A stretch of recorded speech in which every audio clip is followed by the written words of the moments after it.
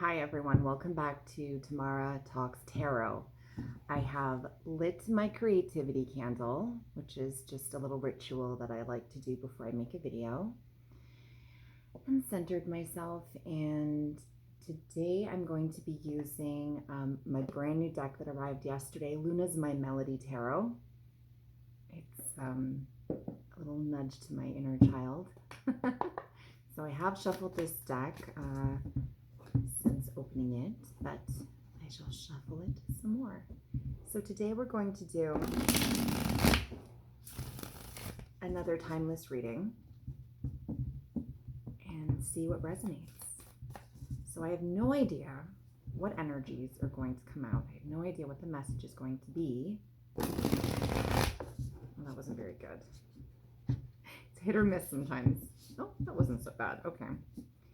And see what messages, the universe, so satisfying, the universe wants to tell you, bring to your attention, let you know, guide you through, advise you on.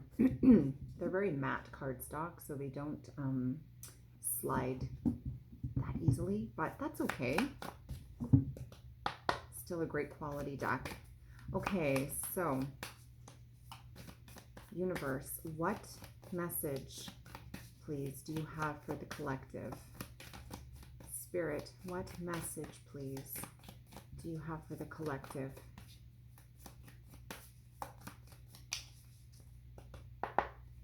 What message, please, does the collective need to hear today? As soon as I said that, a card flipped over. Okay. The Nine of Swords. Okay.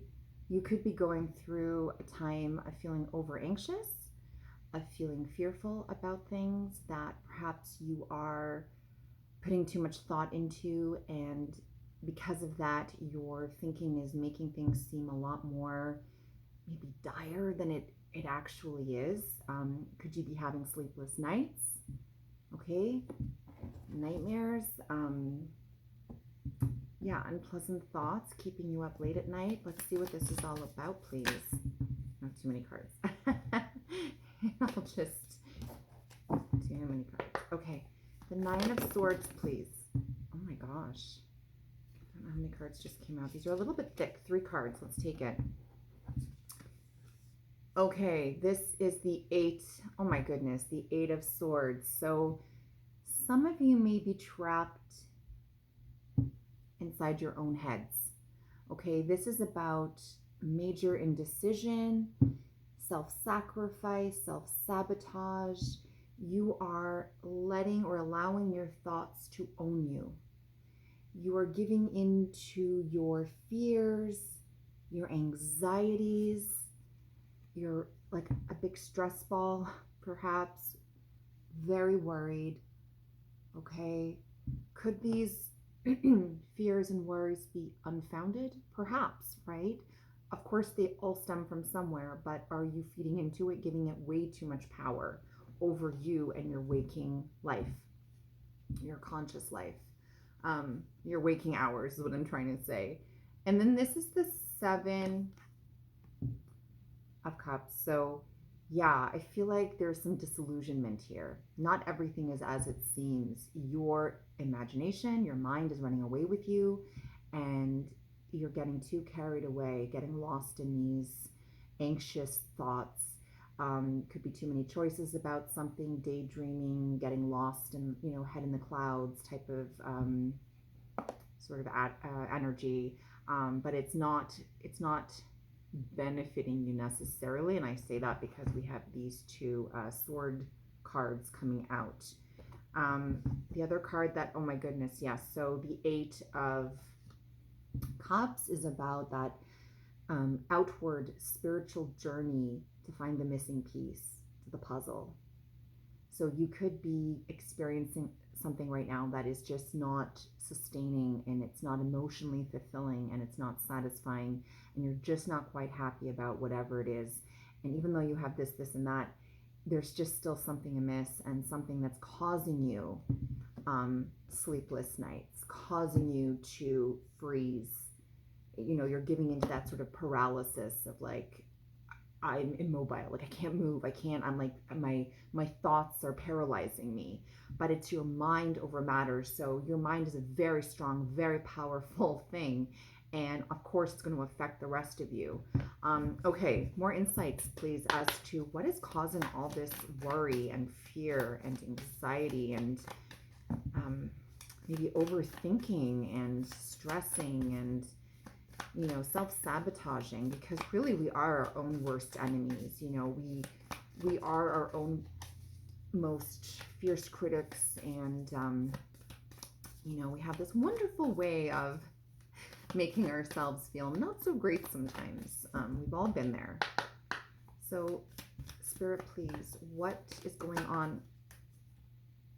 Okay, I feel like that needed to come out. That was pointing upward.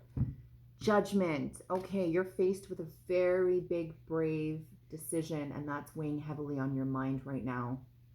You're being called to begin again and go in a completely new direction, start on a completely new path. And it's really causing you a lot of stress and worry, like, oh my goodness, like what if I, leave this behind to go out and try and get that, and is it going to be worth it? Am I making these sacrifices in, like, is it going to be a realistic thing if I sacrifice A, B, and C? You can't be lost in this sort of like this illusion that you've created for yourself. Like, it's nice to daydream and fantasize and have these like fluffy notions and things like that, but how long is that going to go on for, right? You have to squelch it. You have to get to the root of it. You have to either you pursue it or you don't. Not that life is black and white, it never is. There's always, of course, many shades of gray. But you need to, this is it. This is your time to level up and present to the universe what you are willing to do, what you are not willing to do. Create those boundaries and then go after what it is that has been willing you for this long. Like it's not like there's no reason why you're worried, right? But I feel like, and so many times more often than not, the Eight of Swords is about the problems we create for ourselves. Like, it's not really ever usually that bad. Like, it's way worse inside of our heads, right? We create that inside of our minds, a world of turmoil and like upheaval, and it's like, it's really not as bad as all that. Like, I'm somebody who suffers from anxiety, and I know that when I just put things into action, keep busy, be productive, like get going, it does help to kind of curb that anxiety, that anxious feeling, right? It's when we do nothing that it becomes worse, and like the what if, and like what if this doesn't and that doesn't, and like that negative self-talk. So what else does the collective need to know, please, about this newfound path, this higher calling, this wake-up call, this sort of being born again? What do they need to know? What do they need to consider? What do they need to take into account, consideration, into mind, heart, soul? What other information, please? Spirit, please help the collective to better understand their next moves. What else do they need to know? What else does the collective need to know, please? Sometimes it takes a little while for a card to spring out. What else does the collective need to know, please? Beautiful. Okay. A couple cards came out. The Sun. Guys, do this, whatever it is. Listen, obviously, I don't know what your situation is, your each individual situation, but the Sun is telling you yes. Like, there's never more of a, like, I can't speak. There's never going to be more of a more positive, 1000% guaranteed card in the deck than the Sun. The Sun is telling you this is a beautiful thing. Don't let fear stand in your way. Don't allow it to paralyze you and to keep you from fulfilling your life's purpose or your dreams. Let's get those wishes, those things that are airy-fairy, and bring them down into reality. Materialize them. Create something out of them. Okay? And the Queen of Cups. I love that. I love that deep compassion deep, unyielding compassion. So you could be this person, or you could turn to someone who is this person or this energy who's just a very trustworthy, very deep, compassionate, caring, considerate, beautiful, big, beautiful heart, of a person, who you trust wholeheartedly to help counsel you, guide you. The sun is just this big, beautiful burst of positivity and illumination and light, right? So it tells me that you need to do this. You need to go ahead. You need to take the first steps. It doesn't mean that it's all going to just happen overnight. Of course not. But this is something that's been going on for some time. I really get that feeling that this is not something that just came about overnight. This worrying and this gnawing away and this keeping you up at night. No, this has been going on for a long time. And the more that you postpone things, that you put things off. It's funny, my dad sent me a poem this morning all about procrastination because I'm famous for it. And it's like, it's now or never, procrastination is the thief of time. And so this is what you need to do. You need to go on a spiritual journey, and you need to find for yourself what it is that is missing in your life. You owe it to yourself. We have one life to live, whether you believe in reincarnation and many lives. And I mean, I do believe in, like, we've been here before and all the rest. What I'm saying is, live this life like it really counts, like it truly matters, because it does. It really does. Heed that call, guys. Whatever it is, you do it in the way that is most comfortable for you. But you have this ability, this beautiful, abundant, limitless, unlimited, fulfilling, sustainable ability to care compassionately. And the sun is just going to illuminate your path.